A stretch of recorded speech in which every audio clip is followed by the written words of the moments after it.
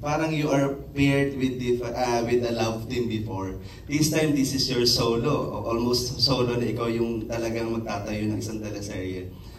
Gusto mo bang parang ganun na mas makilala ka bilang solo artist na flexible that you can pair with anyone kesa sa love team na doon ka nagsimula? Thank you po sa tanong. Siguro po kasi hindi ko masabi na talagang ayoko ng love team, ayoko yung career path, mapupunta po doon.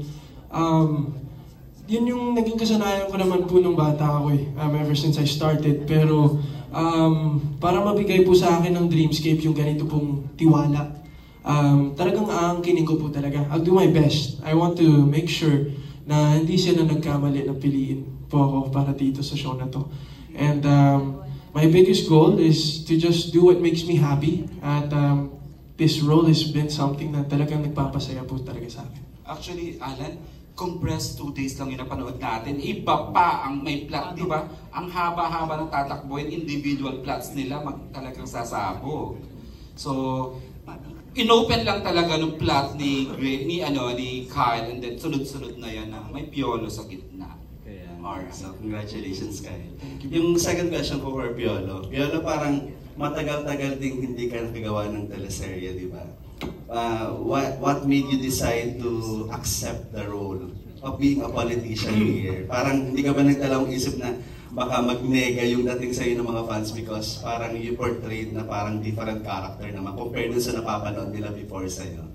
Siguro, Alan, if I turned it down, it'd be my biggest regret in my life, after what happened to Titeo. But, taking on this character, yun nga sinasabi ko rin, responsibilidad ng isang artista to do something na sa tingin nila, hindi pa napanood ng tao. And when this was offered, it wasn't about being a bad guy or baka mag-paint ng ibang picture sa tao, but it's all about redemption.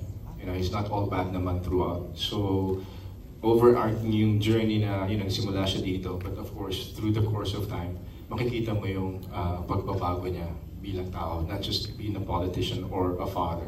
So yun talaga yung nagustuhan ko sa kanya na, wow, nung sinabi sa akin, baka maging presidente ka ng Pilipinas dito, sabi ko, Tito Teo, ako presidente yung bata-bata ko, sabi niya, why not? Sabi ko, okay, if you believe, if you think I can do it. So that's when I realized, sabi ko, let's see, it's quite challenging, so why not do it?